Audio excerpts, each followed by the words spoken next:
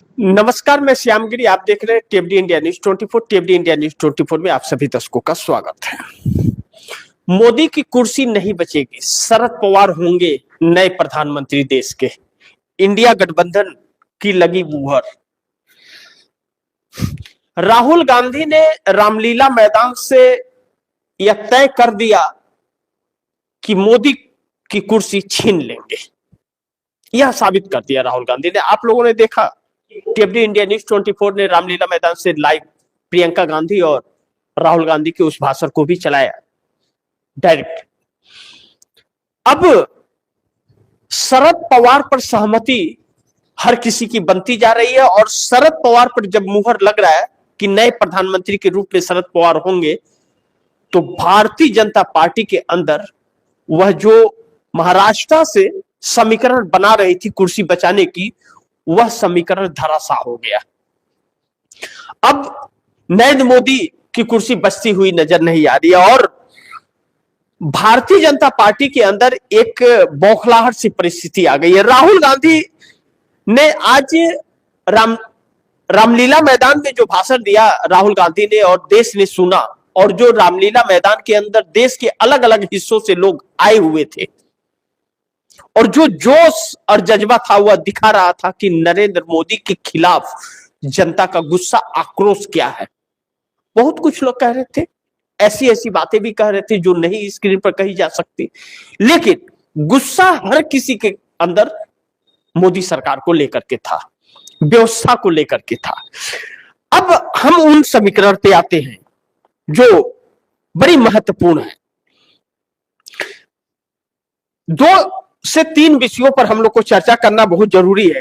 पहला, कि बीजेपी में मोदी का बगावत किसी भी वक्त इस्तीफा चली गई भैंस पाने में, और दूसरा, रामलीला मैदान ने शंखनाद कर दिया सत्ता परिवर्तन का। भारतीय जनता पार्टी के अंदर की जो बगावत है वह कम नहीं, अब बढ़ रही है वह बगावत। बिहार में विधायक धमकी दे रहे हैं इस्तीफा देने का, भाजपा की बात कर रहा हूं मैं। और पार्टी के अंदर, केंद्र के अंदर जो सांसद है भारतीय जनता पार्टी के, वह सब एकमत नहीं है। मोदी का खेमा अलग है, अमित शाह का खेमा अलग है, और आरएसएस का खेमा अलग है, ओरिजिनल भाजपाई अलग है। यानी कि कुछ आरएसएस के लोग हैं भाजपा के अंदर, और कुछ अटल बिहारी वाजपेयी, लाल कृष्ण आडवाणी के विचारों वाले भाजपाई हैं ओरिजिनल, और अब दूसरे दलों से आए हुए लोग जो मोदी और शाह के चाहते हैं वह लोग हैं।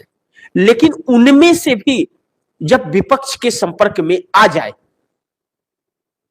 और विपक्ष यह चैलेंज के साथ कहे कि आपका घर का सदस्य हमारे संपर्क में है, मैं जब चाहूं वह हमारे पास आ जाएगा, हमारे पास आने का इच्छुक है, तो आपको चिंता तो होनी चाहिए, और नहीं चिंता करोगे तो धोखा खाओगे।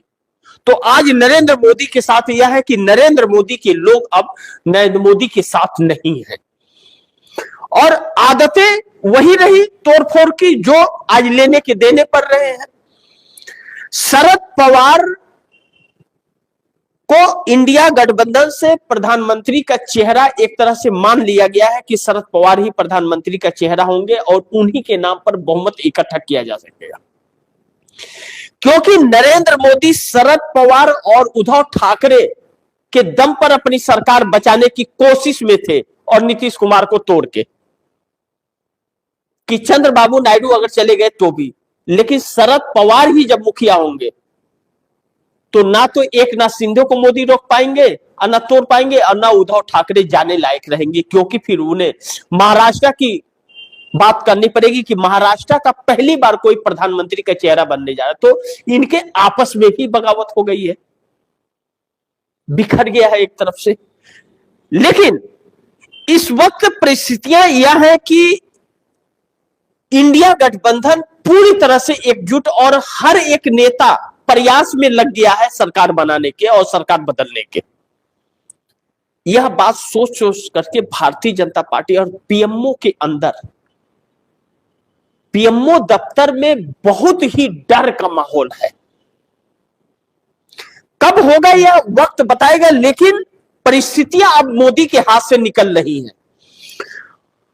और एक जो खबर बड़ी चौंकाने वाली आ रही है वह यह कि आरएसएस और विश्व हिंदू परिषद अब नरेंद्र मोदी को बर्दाश्त नहीं करना चाहता। अब इनके अगर इन्होंने इस्तीफा नहीं दिया तो वह सरकार गिरेगा कि नहीं, इसका इंतजार नहीं करेगा।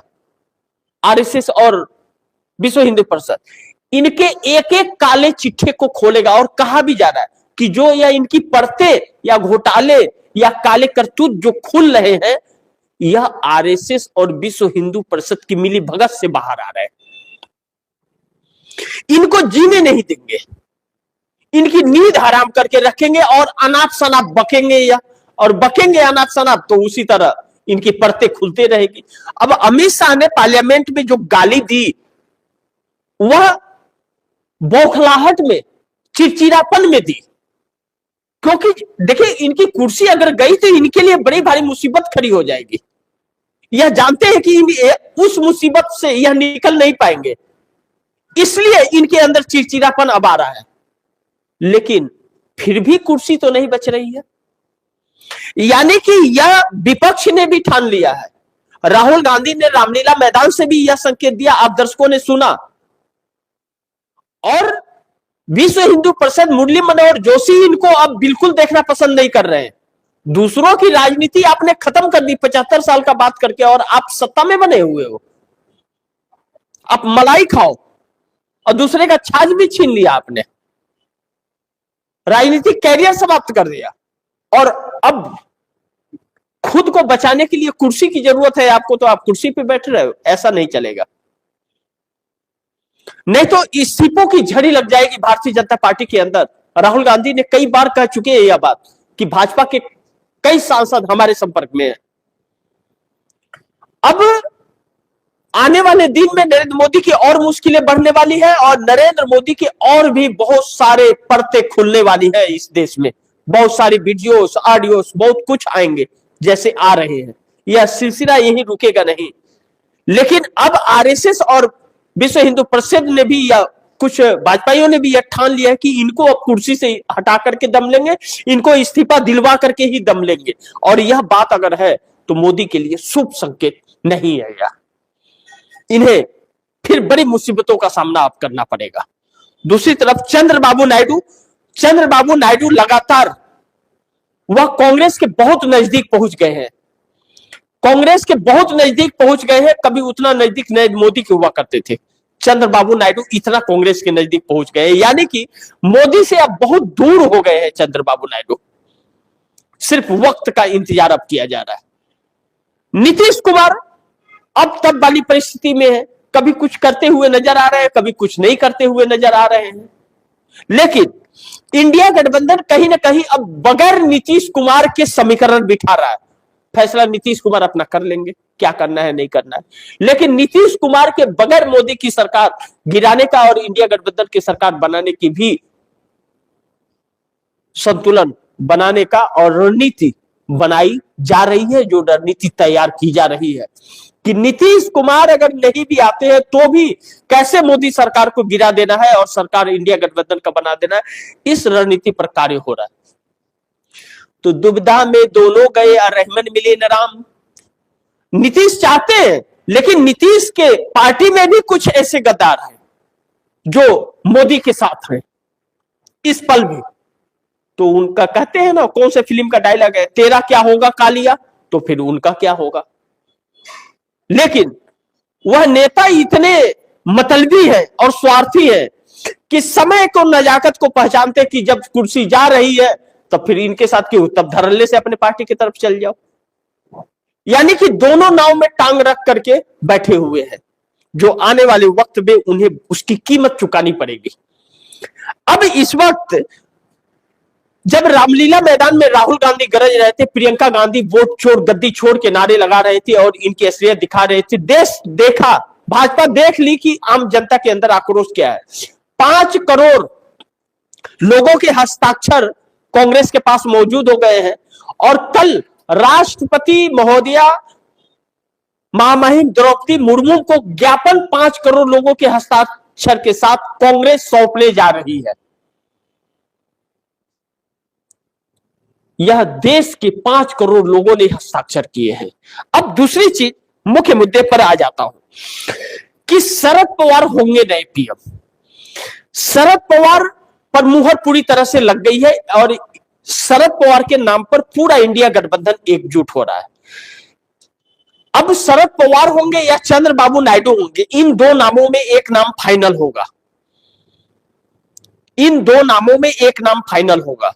लेकिन शरद पवार के नाम पर महाराष्ट्र में टूट फूट नहीं कर पाएगी भारतीय जनता पार्टी, और बाकी जगह तो होगी ही नहीं। तो महाराष्ट्र का समीकरण बिठाने के लिए शरद पवार पर मुहर इंडिया गठबंधन लगा रहा है। लेकिन शरद पवार का दिक्कत यह है कि शरद पवार जो बात बोलेंगे अगर कुछ, तो वह किसी को समझ नहीं आता, बहुत कम समझ में आती है और बहुत धीमी आवाज होती है। तो पीएम की कुर्सी पे ऐसा व्यक्ति बैठेगा जो ज्ञानी तो बहुत है और राजनीतिक अनुभव भी बहुत है, बहुत अच्छा है राजनीतिक अनुभव, और राजनीति के चाणक्य भी वह महाराष्ट्र के कहे जाते हैं और उनका सम्मान भी बहुत है।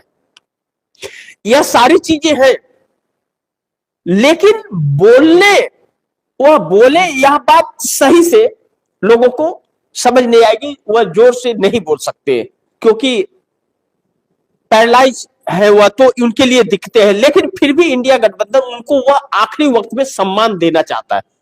कांग्रेस को कोई एतराज नहीं है इसमें, वह कांग्रेसी ही तो है, कांग्रेस से ही तो निकल के गए थे और वह गठबंधन कांग्रेस से ही हमेशा करके रखे, किसी और से नहीं किए। एक आध बार भाजपा के साथ में वहां गए थे महाराष्ट्र में, लेकिन केंद्र में कभी भाजपा के साथ नहीं रहे। तो कांग्रेस भी उनको सम्मान पूरा देती है और गांधी परिवार भी उन्हें बहुत मानता है। लेकिन चंद्रबाबू नायडू एक अहम कड़ी है। तो चंद्रबाबू नायडू के नाम पर उद्धव ठाकरे साथ होंगे नहीं होंगे यह सवाल है, लेकिन शरद पवार के नाम पर उद्धव ठाकरे को साथ रहना मजबूरी बन जाता है। और भारतीय जनता पार्टी के भी कुछ लोग और शरद पवार के नाम पर एकनाथ शिंदे से भी आपत्ति उद्धव ठाकरे नहीं दिखा पाएंगे, जो एकनाथ शिंदे 7 सांसदों के साथ आएंगे इंडिया गठबंधन में। तो शरद पवार के नाम पर मुहर लग गई और शरद पवार को क्लियर कर लिया गया। अब वह सब एकजुट होने के बाद वो बैठक वो लोग करेंगे तो देखेंगे कि किसको क्या करना है। लेकिन क्या अभी बहुमत का आंकड़ा इंडिया गठबंधन के पास तैयार हो गया? समीकरण तो बन रहा है कि बहुमत का आंकड़ा हो गया है, वह समीकरण बन चुका है, लेकिन इसका ऐलान कब होगा इंतजार नीतीश कुमार का है, यस और नो।